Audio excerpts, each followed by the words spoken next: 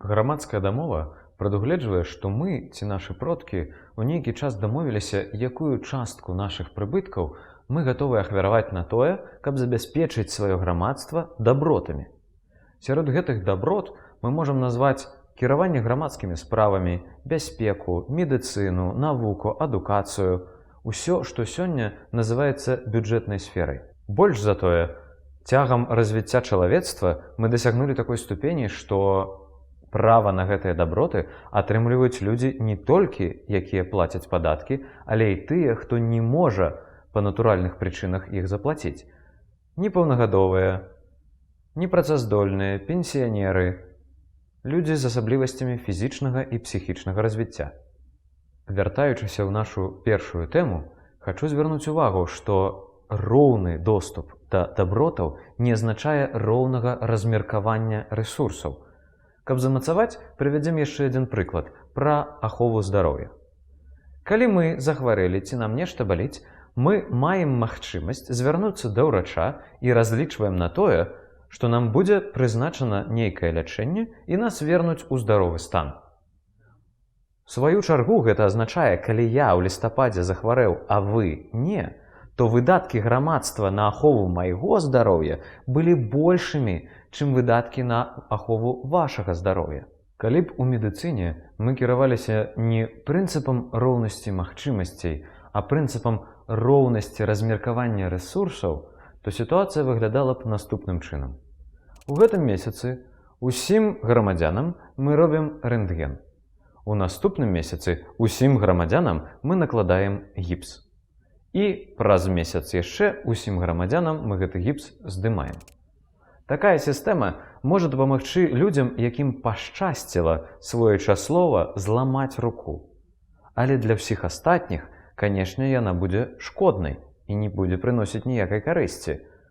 Так, напрыклад, калі людзі, якія зламалі руку пасля агульнай гіпсавізацыі, павінны будуць цярпець аперацыі на іншых частках цела, на вушах, на вачах, на сэрцы, і так і не атрымаюць сваёй дапамогі. А з пункту гледжання грамадства гэта будзе злачыннае марнаванне грошай. Калі мы кажам пра сацыяльныя даброты ў кантэксце правоў чалавека, варта заўсёды звяртаць на гэта ўвагу. Права чалавека на ахову здароўя мае на ўвазе, што кожны чалавек мусіць мець магчымасць быць здаровым. Такім чынам, мэта медыцыны не ў тым, каб раўнамерна размеркаваць усе наяўныя медыкаменты, а ў тым, каб даць кожнаму чалавеку магчымасць быць здаровым. Што ў такім выпадку прадугледжвае права на адукацыю? Лагічна дапусціць, па аналогіі з медыцынай, што права на адукацыю прадугледжвае права кожнага чалавека быць адукаваным. Але калі ў медыцыне існуе нейкі кансэнсус адносна стану здароўя і, адпаведна, стану нездароўя, то ў адукацыі не існуе агульна прынятага паняцця адукаванасці і адпаведнага ёй права. Стан здароўя даволі статычнае паняцце. Гэта значыць, што кваліфікаваны ўрач, які прыедзе ў любую частку света і агледзець нейкага чалавека, можа зрабіць заключэнне, ці з'яўляецца ён здаровым, ці не.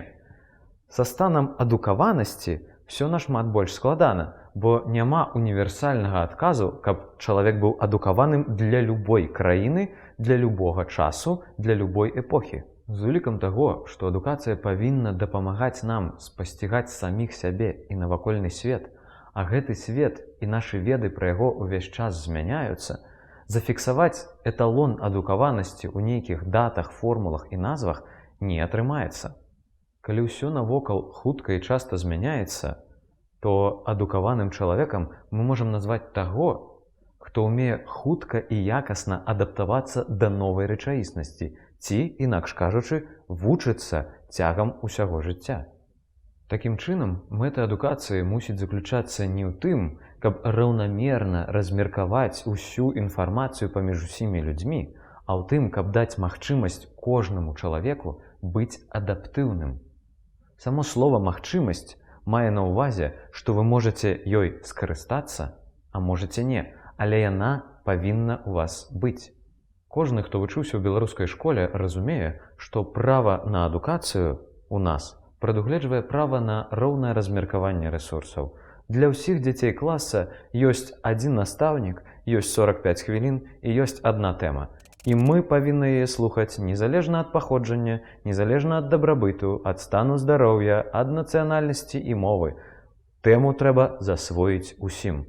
У выніку, права на адукацыю ператвараецца ў нас у права слухаць нейкія тэмы цягам 11 гадоў.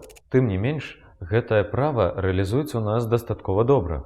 А па звестках ЮНЕСКО 260 мільёнаў дзяцей па ўсім свеце не наведваюць школу, у той час, як у Беларусі сярэдняя адукацыя абавязковая для ўсіх. Па-другое, у нас няма фармальных перашкод для наведвання школы ў залежнасці ад паходжання, мясцовасці, полу і гэтак далей. А мы ведаем, што ў некаторых арабскіх краінах дзяўчынкам нельга наведваць школу, што ў некаторых азіяцкіх краінах вельмі дрэнна наладжаны ўлік дзяцей, і таму чыста фізічна немагчыма ўсіх запрасіць. І ў некаторых горных рэгіёнах некаторых краін немагчыма проста пабудаваць школы. Галоўныя праблемы, звязаныя з доступам да агульнай адукацыі ў Беларусі, тычацца дзяцей з асаблівымі адукацыйнымі патрэбамі.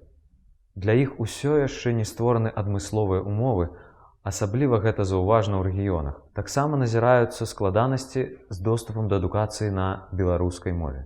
Такім чынам, сам факт таго, што школа ў нас ёсць і яна амаль для ўсіх, гэта вельмі добрая умова для сацыяльнай справядлівасці, але толькі адной гэтай умовы, на жаль, недастаткова. Так мы памятаем, што важна не толькі, якія рэсурсы ў нас ёсць, але яшчэ і як мы іх размеркавалі. Бернард Шоу казаў: «Страшна уявіць, колькі ўсяго я б даведаўся, калі б не хадзіў у школу». Разважаючы ў межах нашай тэмы, мы можам сказаць так: Бернард Шоу мог бы быць адукаваным, нават калі б не хадзіў у школу.